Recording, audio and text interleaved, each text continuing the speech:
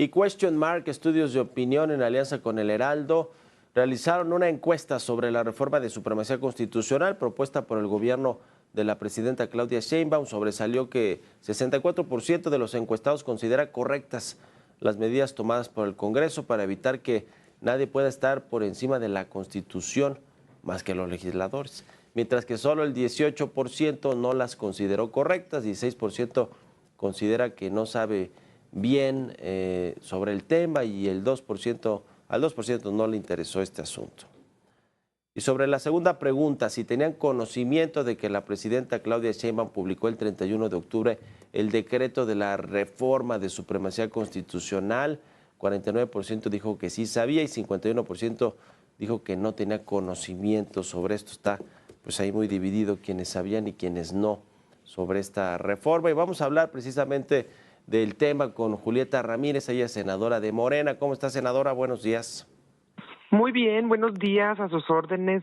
Gracias por conversar con nosotros. Pues hay un ligero ahí respaldo de mayorías, según esta encuesta de Question Mark, que pues apoyan este blindaje constitucional o esta supremacía constitucional. ¿Cómo nos explicaría, digamos, en términos más aterrizados lo que significa esto? Bueno, lo que fue la reforma de supremacía constitucional no fue otra cosa más que pasar a la Constitución lo que ya dice actualmente la ley de amparo. Es una especie de confirmación, afirmación, corroboración de que la Constitución de nuestro país no, sí tiene supremacía sobre cualquier otra ley o cualquier otro recurso, porque recordemos que lo que parte, que ya dice el artículo 61 de la ley de amparo, era específicamente que el amparo no era procedente contra reformas a la Constitución.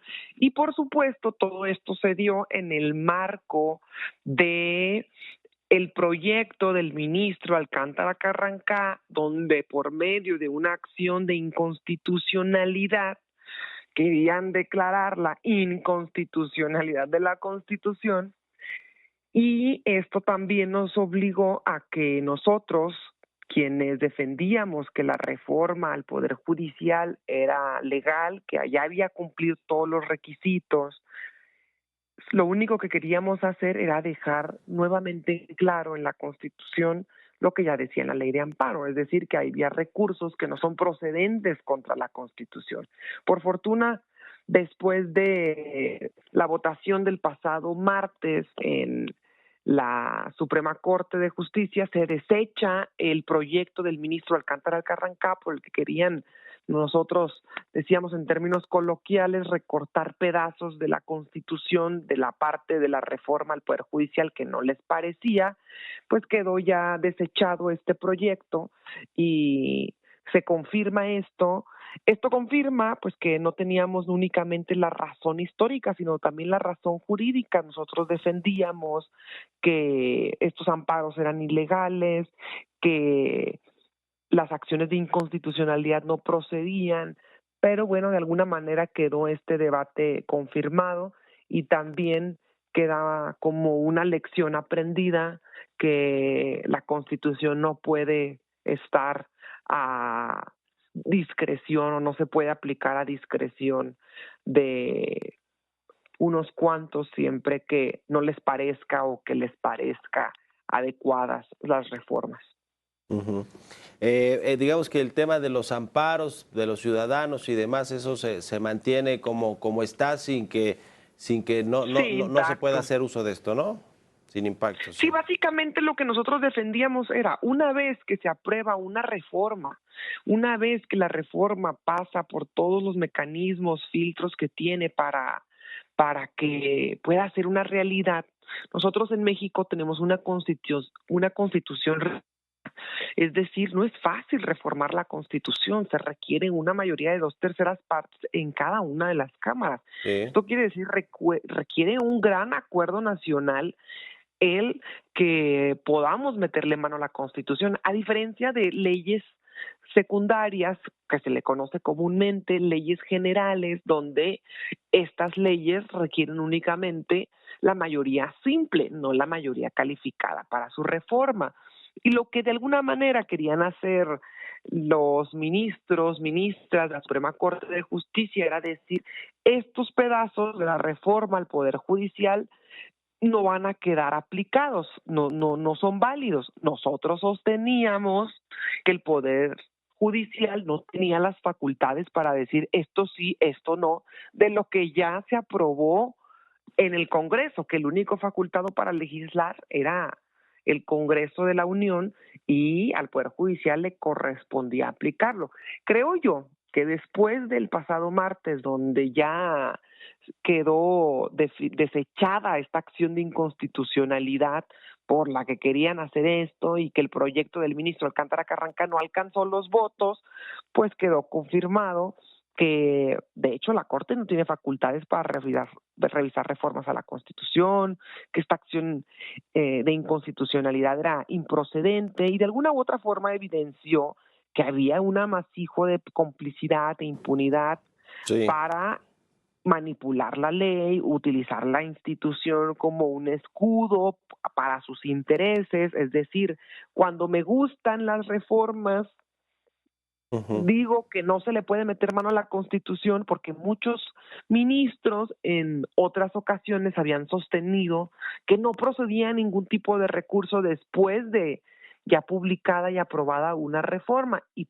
mágicamente una vez que se aprueba la reforma al Poder Judicial, dicen que ahora sí se podía revisar la Constitución. Nosotros Sí. defendíamos que, lógicamente, este cambio de criterio respondía a intereses más que a leyes, más que a nuestro sistema jurídico y más que el respeto a la Constitución. Sí, y ahora con, digamos, estas supermayorías y todo este superpoder que tiene Morena con todas estas reformas, ayer se impuso finalmente a Rosario Piedra como nueva presidenta de la Comisión de Derechos Humanos, es prácticamente una reelección, a pesar de que estuvo entre las peores evaluadas de los 15 finalistas, lo dijo Javier Corral, les tiraron línea ¿desde dónde? ¿Desde Palenque, Chiapas o desde dónde, senadora? Honestamente tengo que decirlo, es para nosotros muy denigrante, es casi misógino que se le quite agencia a la presidenta de la República, quien es actualmente quien ejerce la titularidad del Poder Ejecutivo, y en cambio se mantenga este discurso de que es el expresidente de la República. Se comentó ayer mismo en el Senado de la República y está en varios medios hoy y en medios de comunicación y en las redes sociales. Por eso, pero el hecho de que se comente no quiere decir que no es correcto. ¿Por qué tendría que tirarle línea a alguien, a la presidenta de la República y luego por consecuencia? No, a ustedes, a los legisladores, directo. Por eso, por consecuencia. A Dan Augusto López, pues, el coordinador de Morena, ¿no? No, insisto, pero quien de alguna u otra forma gobierna actualmente el país, pues sí, es la presidenta de la Claudia República. Sheinbaum, sí. Y aquí tiene que ver el expresidente Andrés Manuel en retiro, de quien honestamente todos hemos visto que no se ha sabido más. Ahora sí que ni cuando falleció un personaje muy reconocido del mundo deportivo, del béisbol, creo que no hubo ni siquiera una publicación del expresidente de la República, siendo que era un gran personaje reconocido. Es decir, de alguna u otra forma le están quitando agencia a quien el día de hoy gobierna este país, y por otra forma, pues nada tiene que ver que el expresidente en retiro pueda o no, diga o no algo a el actual coordinador de la bancada de Morena. ¿Les hicieron firmar las papeletas antes de que se emitiera la votación, senadora? ¿Se los pidió Dan Augusto López? No, de hecho, pueden ver todos y todas el en vivo. Todo esto fue una sesión pública.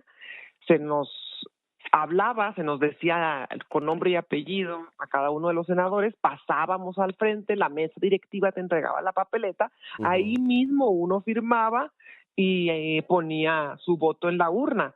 Esto de que las papeletas iban a estar firmadas de antemano, pues ahora sí que fue una conspiración o una especie de mito que se estuvo compartiendo, pero que nada tuvo que ver con la realidad. No hubo presiones allí del grupo parlamentario para que todos votaran en este sentido, los legisladores de Morena. Lo digo porque pues es de las peor evaluadas de los 15 finalistas. No sé si qué criterio se utilizó pues para votar a favor de Rosario Piedra. El grupo parlamentario sí tuvo una deliberación en torno a esto. Francamente, sí había quienes al interior de la bancada no estaban del todo convencidos, esto sí era una realidad. Sin embargo, con un diálogo entre la propia bancada durante el día estuvimos revisando y se logró un consenso, que es finalmente lo que se requiere, el consenso para que se apruebe este nombramiento. Y hay aquí una cuestión muy particular en torno a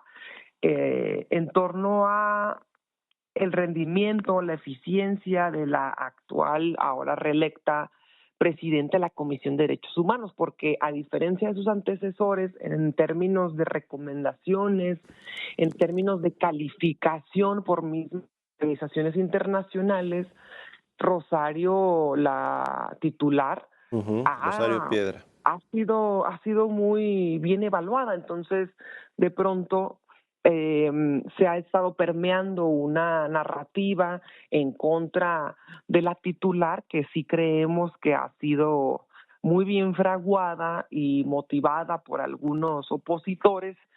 Y también hay que comentarlo que la presidenta de la Comisión de Derechos Humanos sí ha sido víctima de una campaña muy hostil en su contra y se le ha reconocido poco el trabajo que ha hecho al interior de la Comisión de Derechos Humanos, siendo que tiene el doble de las recomendaciones, tiene una calificación muy buena a nivel internacional. 2 veces le han hecho unas auditorías internacionales, cosa muy extraña, pero las 2 veces ha tenido 0 observaciones.